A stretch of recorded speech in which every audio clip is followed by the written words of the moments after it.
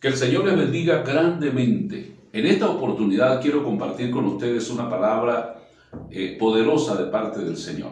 A ver, la palabra del Señor en Primera de Pedro, la primera carta del apóstol Pedro, en el capítulo 3, versículo 15, nos dice: Mas también si alguna cosa padecéis por causa de la justicia, bienaventurados sois. Por tanto, no os amedrentéis por temor de ellos, ni os conturbéis, sino santificad a Dios el Señor en vuestros corazones, y estad siempre preparados para presentar defensa con mansedumbre y reverencia ante todo aquel que os demande razón de la esperanza que hay en vosotros.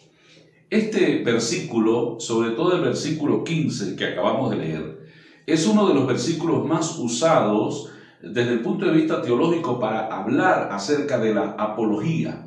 ¿Y qué es la palabra? ¿Qué significa la palabra apología? Significa defensa. En este caso, cristianamente hablando, la apología de la fe. Encontramos políticos que hacen apología o defensa de su doctrina política. Encontramos filósofos que hacen, que protegen o defienden su creencia ideológica, su filosofía. Pero en este caso, hablando del cristianismo, la palabra del Señor nos enseña que nosotros debemos ser defensores de la fe. Por eso el apóstol Pedro lo dice claramente, que debemos estar preparados para presentar defensa con mansedumbre acerca de la esperanza que hay en nosotros. Eso es defensa de la fe, eso es apología. Históricamente, la apología se origina desde el punto de vista cristiano, en la historia de la iglesia, cuando la iglesia fue establecida por el Señor Jesucristo y la iglesia comienza un proceso de expansión en un territorio gobernado por el Imperio Romano. La iglesia comienza a ser perseguida, Allí vemos en el capítulo, en el libro de los Hechos, vemos a partir del capítulo 7, 8 del libro de los Hechos, cómo la iglesia comienza a ser perseguida y comienza a extenderse Samaria y el resto del Imperio Romano. Dios levanta a un hombre llamado el apóstol Pablo y un baluarte de la verdad que llevó el Evangelio durante 3 viajes misioneros hasta que la historia dice que el apóstol Pablo llegó a Europa occidental. En ese tiempo no era la Europa que hoy tenemos, pero el Evangelio llegó a este extremo por un trabajo arduo que realizó el apóstol Pablo. Pero hubo una persecución terrible. Esa persecución que se desata contra la iglesia del Señor llevó a que la iglesia fuera defensora de la fe. ¿Por qué fue perseguida la iglesia? La iglesia fue perseguida porque la iglesia era un grupo de hombres y mujeres diferentes. Eran personas que vivían una vida moralmente, espiritualmente, socialmente diferente a ese mundo pagano que envolvía al Imperio Romano. La iglesia es perseguida porque celebraba cultos privados, en donde se celebraba la cena del Señor y donde se hacía memoria del sacrificio de Cristo en la cruz del Calvario. Por esa causa, las autoridades romanas acusaron a los cristianos de ser herejes y de levantarse contra el Imperio Romano. Los cristianos no aceptaron postrarse ante el César, rendirle culto al César como Dios, porque ellos decían que el único Dios al cual rendían honra, gloria y alabanza era el Dios que hizo los cielos y la tierra, a Jehová el Señor. Entonces, la iglesia cristiana se diferenciaba también en el hecho de que no había diferenciación social. Un esclavo podía ser el pastor de una iglesia y el rey, el dueño, el amo de ese esclavo podía ser la persona que se sentaba a escuchar la palabra de Dios a través de la autoridad. De tal manera que allá afuera las personas tenían una demarcación social, pero en la iglesia del Señor, dentro de la iglesia, todos eran iguales. Entonces, esos términos de diferencia, de la vida moral que los cristianos vivían en contraposición con la vida de pecado que vivían los inconversos, las personas no cristianas, el no rendirle culto, honor al César, el hecho de ser un pueblo diferente, el hecho de tener esas convicciones y esa identidad, hizo que se desatara una persecución terrible y en la cual, escúcheme bien, querido joven, en la cual el pueblo, la iglesia del Señor siempre se mantuvo firme, sin doblegar, sin declinar sus convicciones. Entonces, históricamente, la iglesia, la apología cristiana, la defensa de la fe, se origina a raíz del ataque sangriento, terrible, que se desata contra la iglesia del Señor. Por eso el apóstol Pedro habla bajo ese contexto en el año 60 después de Cristo. Y si leemos rapidito el capítulo 3, versículo 14, miren ustedes, el versículo 14 dice Pedro: mas también si alguna cosa padecéis por causa de la justicia, bienaventurados sois. Está hablando aquí de padecimiento. Dice: por tanto, no se llenen de miedo por temor a ellos, ni os conturbéis. Al contrario, ante esa persecución, en ese tiempo física, sangrienta, hoy hay otro tipo de persecución, pero ante la persecución, en lugar de tener miedo, de amedrentarse, de turbarse, vamos a levantarnos, dijo el apóstol Pablo. Y allí es donde nace este hermoso versículo que dice el versículo 15: santificad a Dios el Señor en vuestros corazones y estad siempre preparados para presentar defensa. Ahí nace entonces el desafío de Dios, el desafío que Dios nos hace a no doblegarnos, sino a defender la fe. ¿Cuál es la fe y la esperanza que hay en nosotros? Así nace la apologética, así nace la defensa de la fe. Entonces yo le invito a usted a analizar brevemente este versículo 15 del capítulo 3 de la primera carta del apóstol Pedro. Vamos a analizarlo. El apóstol Pedro, en primer lugar, inspirado por el Espíritu Santo, dice: santificad a Dios en vuestros corazones. No podemos defender la fe, no podemos ser auténticamente cristianos, que de hecho por ser cristianos, seguidor de Jesús y vivir una vida diferente, ya eso nos convierte en defensores de la fe frente a un mundo pecador. Pero no podemos seguir a Cristo si no lo hacemos en santidad. Y la santidad, querido joven, nace en el corazón. En el corazón nace esa relación con Dios, en el espíritu humano. Y ese espíritu humano que es impactado con el poder de la bendita palabra del Señor, ese espíritu es transformado y convierte al alma en una adoradora. Recuerde que es una batalla. Cuando el espíritu prevalece, entonces nos convertimos en espirituales y de esa manera empieza ese proceso de santificación. Si usted quiere defender la fe, si usted quiere ser un verdadero y auténtico cristiano, usted tiene que comenzar, en primer lugar, por vivir una vida apartada del pecado y consagrada al Señor. Sigue diciendo el apóstol Pedro: santificad al Señor en vuestros corazones y estad siempre preparados. ¿Preparados para qué? ¿Preparados por qué? ¿Preparados en qué? Vamos a empezar por la tercera, por la última. Preparados en la palabra, en el conocimiento de la palabra. Pedro dice que están siempre preparados. Una de las cosas de las cuales adolece la juventud cristiana en este último tiempo es que la juventud cristiana no se prepara en la palabra. Sí, es el tiempo de la tecnología.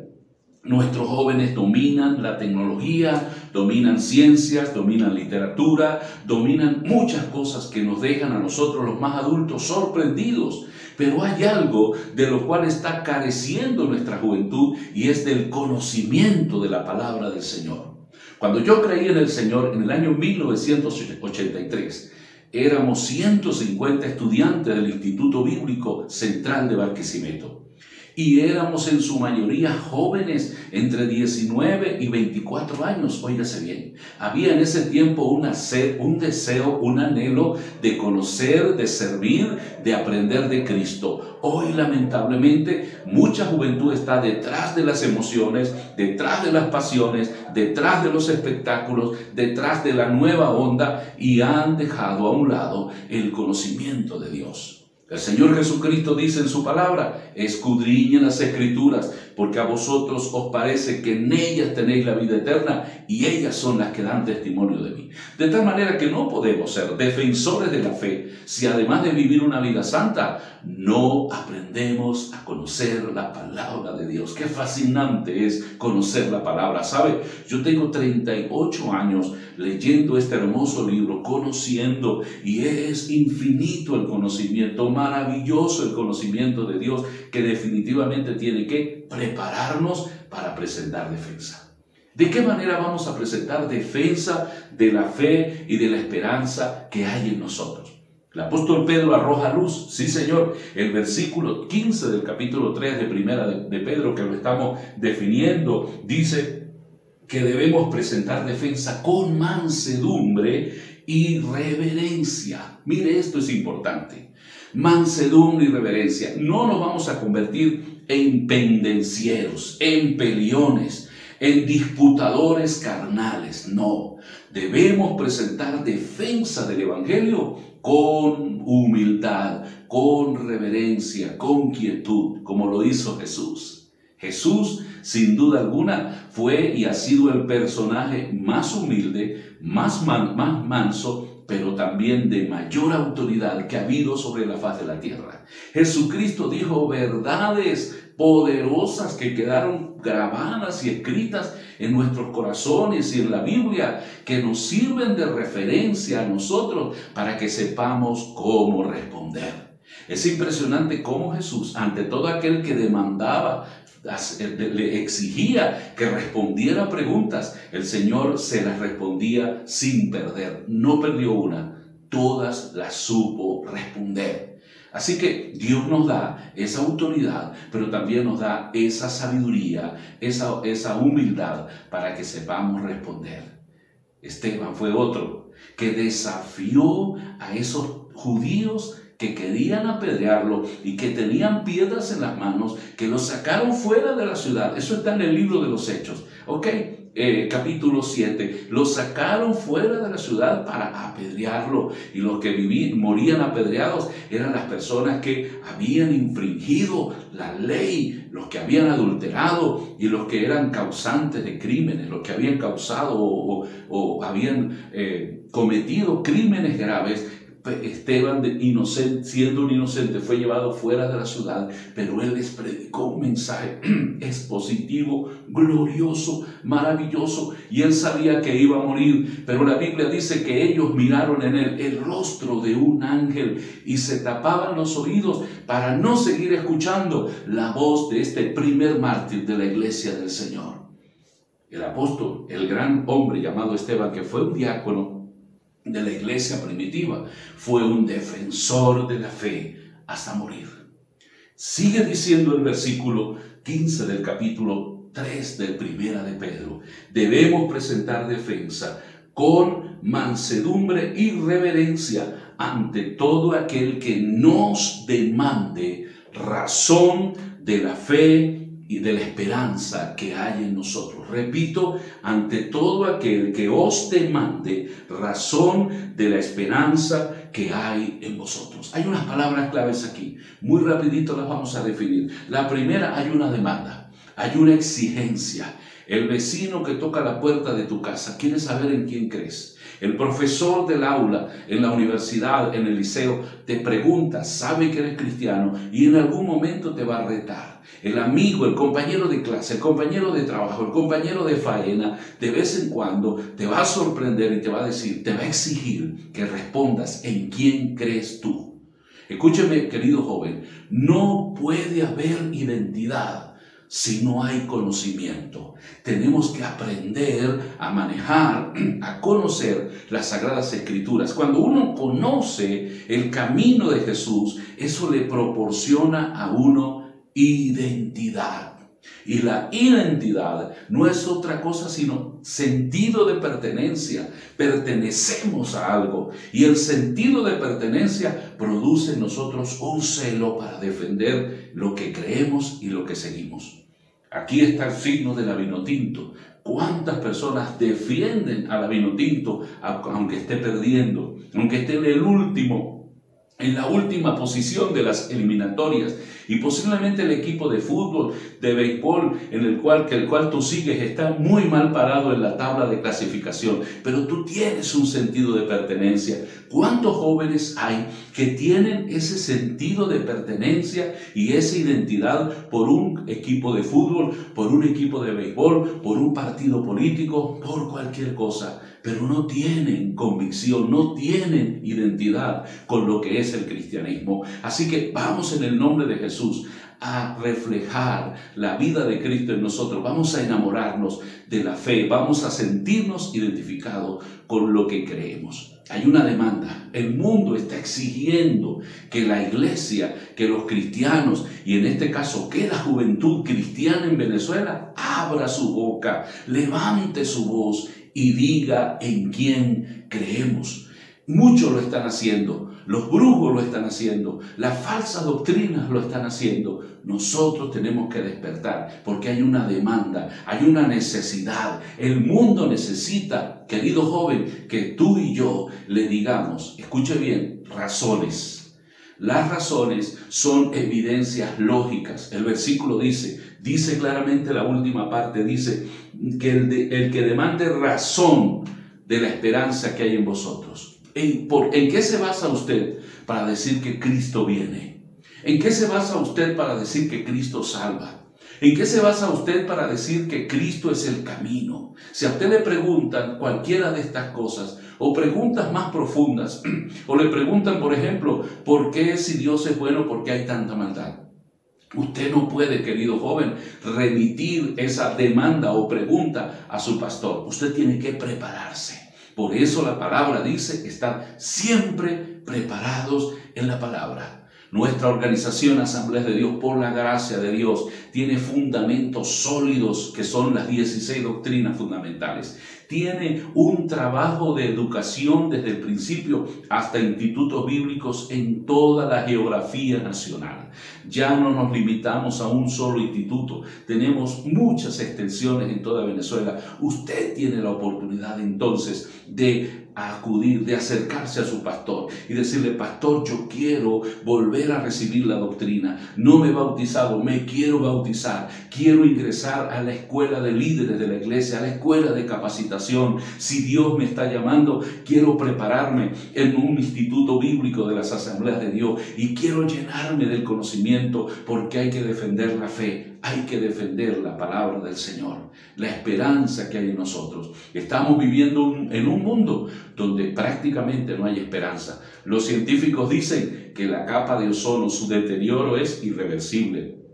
Algunos temen que pandemias peores lleguen, que pandemias, que enfermedades, epidemias se desaten y sea peor lo que estamos viviendo. La gente no tiene esperanza. La gente posiblemente se encuentra en un callejón sin salida. Usted y yo tenemos la esperanza en Cristo Jesús. Por eso tenemos que prepararnos para presentar defensa acerca de la esperanza que hay con nosotros.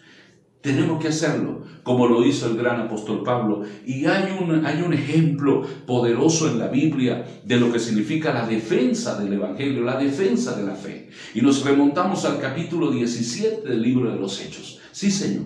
El apóstol Pablo se apersona en una ciudad llamada Atenas, una ciudad entregada a la idolatría. El capítulo 17, versículo 16 al 24 del libro de los Hechos nos habla y nos dice que Pablo llegó a la ciudad de Atenas y llegó específicamente a un lugar religioso llamado el Areópago y vio, y dice la palabra que el apóstol Pablo, su corazón se enardecía al ver a esta ciudad entregada a la idolatría.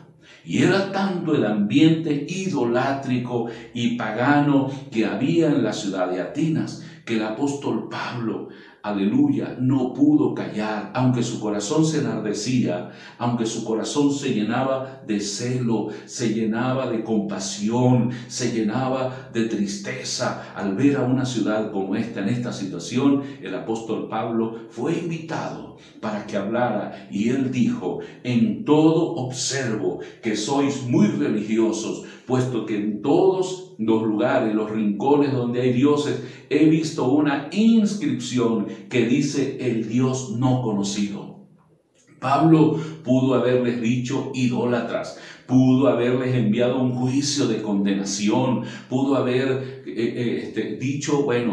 pudo haber declarado juicio sobre ellos. Pero mire esto, el apóstol Pablo les dijo idólatras sin que ellos se dieran cuenta. Les dijo, en todo observo que sois muy religiosos, porque he visto una inscripción que dice el Dios no conocido. Era tanto el ambiente idolátrico que estos atenienses habían colocado un espacio en blanco por si alguna divinidad o deidad se les había escapado. Miren esto, Pablo le dijo, ese es el Dios del cual yo les quiero hablar.